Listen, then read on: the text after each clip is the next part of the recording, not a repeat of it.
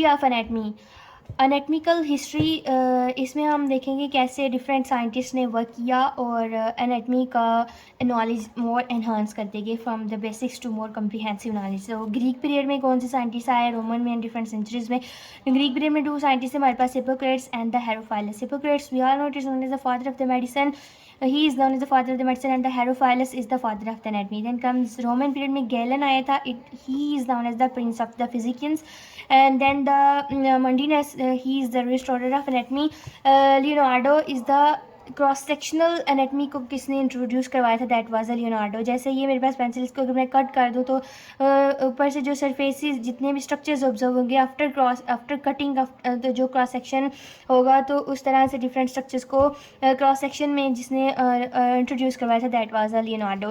वेजालिस ने, he is known as the reformer of the anatomy. Different anatomical पहले से जो एनेटमिकल नॉलेज था उसमें थोड़े से चेंजेस उसने किए। उसके बाद विलियम हार्वे, उसने फर्स्ट सबसे पहले सर्कुलेशन ऑफ द ब्लड को स्टडी किया और एम्ब्रियोलॉजी पर अपनी एक बुक पब्लिश की। Then comes the William Hunter, embalming की एप्लीकेशन उसने इंट्रोड्यूस करवाई थी, डेड बॉडीज़ को एम्बाम करना, उनको प्रिजर्व कैसे करते हैं, that was introduced by the William Hunter. और उसने अपनी इसी टेक्निक की बेस पर एक हंटेरियन म्यूजियम भी बना लिया था। Then comes the 19th century. 19th century में डिफरेंट मेडिकल स्टूडेंट्स के लिए कंपलसरी कर दी गई थी कि डायसेक्शन ज़रूर करनी है।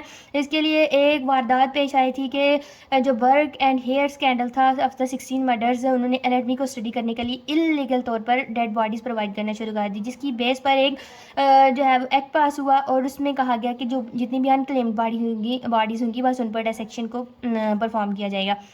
उसके बाद फॉर्मालिन एक केमिकल कंपाउंड है जिसको हम एज ए फिक्सेटिव यूज़ करते हैं। Basically it is use to preserve the dead bodies. और x-rays were discovered by the Roentgen. और अदर 19th सेंचुरी के मशहूर तरीन साइंटिस्ट में हेनरी ग्रे, जो कि ग्रेज एनाटमी का we are all familiar author भी है।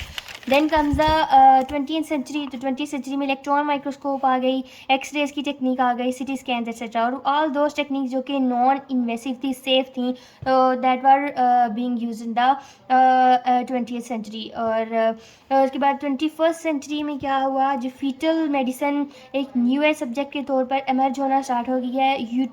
यूटेरो में ही जितनी भी फीटल डिजीज़ होंगी, कॉन्जेनिटल डिजीज़, ह्यूमन जीनोम को जो है वो उसको डायग्नोज करना, फीटल मेडिसिन को उसके गेस्टेशन पीरियड में ही prenatal. Then comes the Indian anatomist, उन्होंने क्या किया, ऑस्ट्रोलॉजी एंड एंथ्रोपोलॉजी को स्टडी करते रहे। कैरोटिड बॉडीज़ क्या है, these are the small clusters of the chemoreceptor cells. और ये वो कहाँ पर होता है, bifurcation of the common carotid. जैसे ये हमारे पास कॉमन कैरोटिड आती है, इसका फॉक लाइक स्ट्रक्चर का ये है, यहाँ पर क्या होगी हमारे पास कैरोटिड बॉडी। तो कैरोटिड बॉडीज़ को जिस साइंटिस्ट ने डिस्कवर किया, that was the DS Chaudhary. Then comes the cancer biology study करते रहे। टेट्रोलॉजी क्या है, इट इज़ टेट्रोलॉजी में हम 4 रिलेटेड इफेक्ट्स को पढ़ते हैं, that is of the heart.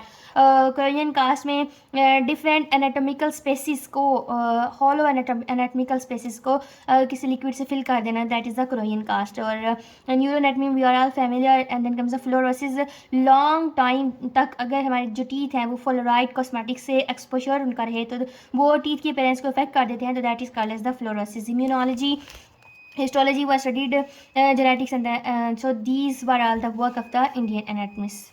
Then comes the anatomical nomenclature. Anatomical nomenclature में 5000 टर्म्स इंट्रोड्यूस करवाई गई थी ताकि एनाटमी की स्टडी को मोर इजी कर दिया जाए। और उसमें और वो 5000 टर्म्स का जो कलेक्शन था, that was the Basel nomina anatomy का BNA। It is not as important, so we will start from the language of the anatomy. Language of the anatomy में हम क्या करते हैं, डिफरेंट हमारे पास पोजिशंस होती हैं, प्लेन्स होती हैं, and the terms in relation to various regions at the moments.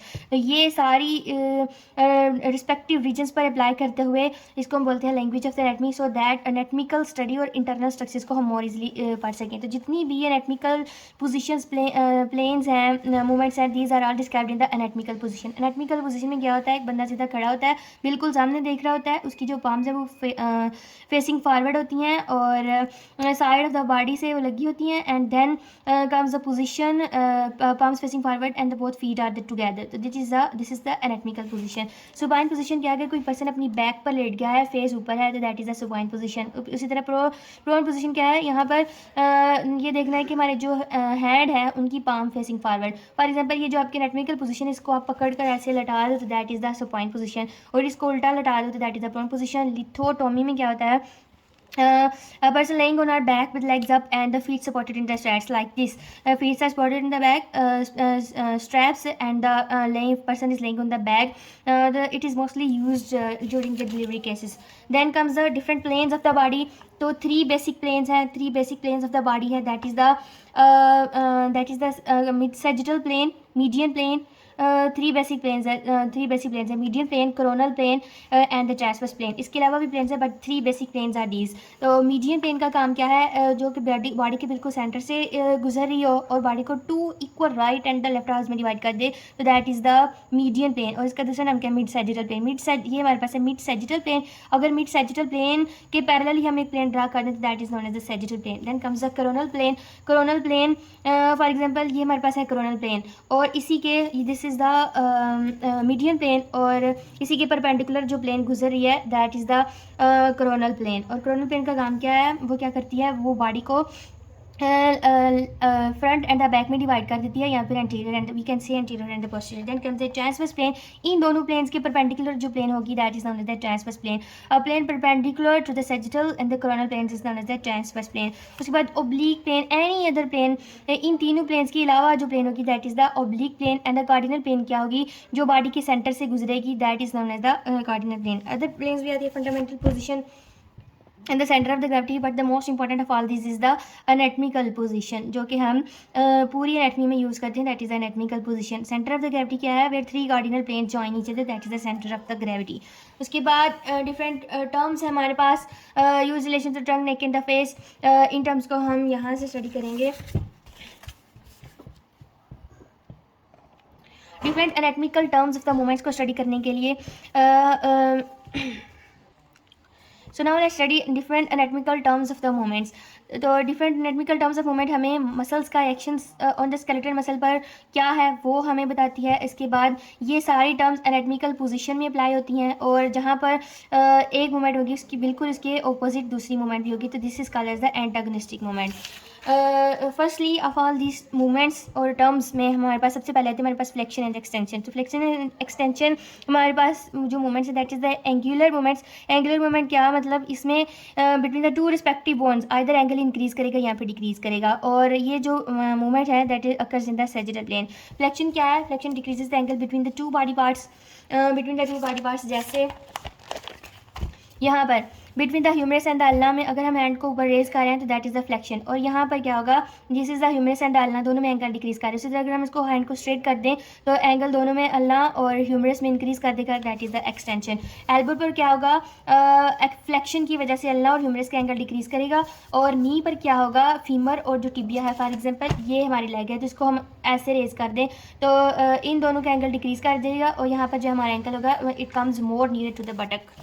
Then comes the extension. Extension का मतलब क्या है, opposite of the flexion, that is the increase of the angle between the two bones, articulating bones. और similarly elbow पर क्या होगा, ulna और humerus का एंगल इंक्रीज कर देगा, और नी पर क्या होगा, ये जो है वो उसको स्ट्रेटन कर देगा, या फिर angle is increasing again. Then comes the abduction and the adduction.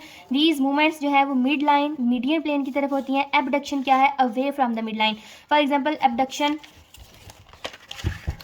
Away from the mid line. अब एबडक्शन ऑफ द यहाँ से ये देखिए रेज कर रहा है तो that is the abduction of the shoulder raises the arms out to the sides. यहाँ से आर्म्स रेज हो रहे हैं, that is the abduction. Then comes the adduction. Adduction means the movement towards the mid line, और adduction of the hip sequences, hip की बात करें या फिर it moves towards and they come more closer to each other. और fingers और toes की abduction अगर हम देखें उसको कंसिडर करें तो फिंगर्स और टॉस के केस में हम बॉडी की मिड लाइन को यूज़ नहीं करते बल्कि fingers. Then comes the adduction. Adduction का मतलब क्या है, movement towards the mid line. और adduction of the legs hips squeezes the legs together, ठीक हो गया। उसके बाद फिंगर्स और टोज के केस में, फुट के केस में जो mid line of the body को हम कंसिडर नहीं करते, बल्कि हैंड एंड फुट की अपने रिस्पेक्टिव मिड लाइंस हैं। जैसे हैंड की हमारे पास है मिडल फिंगर और फुट के केस में आ जाता है सेकंड टो। तो moving the fingers towards the mid line, उनको जोड़ देता है एंड अवे कर दें तो abducting उसको कर दें तो दैट सेपरेट्स देम। उसके बाद medial and the lateral rotations क्या है ना, medial describe the movement of limbs around their long axis, उनका जो लॉन्ग एक्सिस होगा। फॉर एग्जांपल ये मेरा फोर आर्म है, तो फोर आर्म का लॉन्ग एक्सिस क्या है, ये वाला या फिर ये वाला, तो इसके लॉन्ग जो मूवमेंट होगी that is the medial and the lateral rotations. Medial rotation में rotational movement towards the mid line, medial का मतलब क्या है कि मीडियम प्लेन की तरफ मिड लाइन, और इसको दूसरा नाम क्या है इसका, internal rotation. Then comes the lateral rotation, rotation movement away from the mid line and opposite. उसके बाद एलिवेशन एंड डिप्रेशन को देखेंगे। अगर कोई भी लिम्ब है, कोई भी, उसको आप रेज कर दो सुपीरियर डायरेक्शन की तरफ, तो that is the elevation. And depression similarly inferior direction की तरफ इसकी मूवमेंट। प्रोनेशन एंड सुपिनेशन क्या है, मीडियल एंड लेटरल से they should never be confuse, जैसे supination and the pronation these are actually medial, also medial and the lateral position movements. लेकिन difference क्या है दोनों में, सुपिनेशन में क्या होता है, आप अपनी एल्बो को स्टिल रखते हुए अगर तो अपने हैंड को टर्न कर रहे हो उसकी बैक पर और पाम अप हो जाए तो that is the supination. Similarly इसका उल्ट क्या होगा, प्रोनेशन, और प्रोनेशन में क्या होता है, एल्बो को स्टिल रखते हुए, ये एल्बो है, एल्बो को स्टिल रखते हुए मैंने अपने हैंड को पाम डाउन कर दिया तो that is the pronation. These terms apply to whole body when laying flat, whole body में भी हो सकती है सुपाइन पोजीशन, जैसे ये हमने and the prone position etcetera. Then comes the dorsiflexion and the plantar flexion, these are the moments that occur at the ankle. हमारा जो फूट है उसके टू सरफेसेस हैं, dorsum and the plantar surfaces. Dorsum surface is the dorsum surface like यहाँ पर dorsum surface, तो dorsum surface of the foot is its superior surface and the इसका जो प्लांटर सरफेस है ये इसका है सोल। तो dorsiflexion and the plantar flexion को कैसे एक्सप्लेन करेंगे, अगर तो फ्लेक्शन हो रही है एंकल पर, फॉर एग्जांपल डॉर्सिफ्लेक्शन का क्या है, अगर आप हील पर जो है वो हील को नीचे रखें और पाँव को ऊपर रेस कर दें ग्राउंड से, तो दैट इज़ द डॉर्सिफ्लेक्शन। और इसी तरह प्लांटर फ्लेक्शन क्या होगा, आप फिंगर्स को नीचे रखें और हील को ऊपर रेस कर दें ग्राउंड से, तो that is the plantar flexion. Hand की डॉर्सिफ्लेक्शन और प्लांटर फ्लेक्शन देखेंगे तो हैंड के केस में उसका posterior surface dorsum of the hand ही उसका पोस्टीरियर सरफेस है, तो इस वजह से जो उसका एक्सटेंशन और डॉर्सिफ्लेक्शन है वो सेम ही कह सकते हैं हम कि dorsiflexion of the wrist is the same as extension. और प्लांटर फ्लेक्शन के केस में प्लांटर फ्लेक्शन है हैंड का अगर होगा तो that is known as the palmar flexion. Then comes the opposition and reposition, thumb को लिटिल फिंगर के नज़दीक लेना दैट इज ऑपोजिशन, और उसको दोबारा उसकी पोजिशन पर ले जाना दैट इज द रिपोजिशन। उसके बाद inversion and the eversion occur at the ankle joint rotation of the foot along its long axis. For example this foot का लॉन्ग एक्सिस क्या है ये, और ये कह लें कि इसकी है मीडियन प्लेन।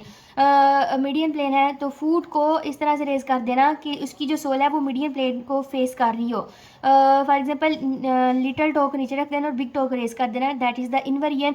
और इवर्जन में क्या होगा, बिग टो को ग्राउंड पर रखते हुए जो है वो लिटिल टो को रेज कर देना that is the eversion. Circumduction क्या होता है, conical movement of a limb extending from the joint at which the movement is controlled like this. अगर हम flexion, adduction, extension and then the abduction को sequentially perform करें तो जो एक हमारे पास मूवमेंट प्रोड्यूस होगी that is known as the circumduction of the lower limb of any limb. So these were the anatomical terms to describe the movements when the body is in the anatomical position.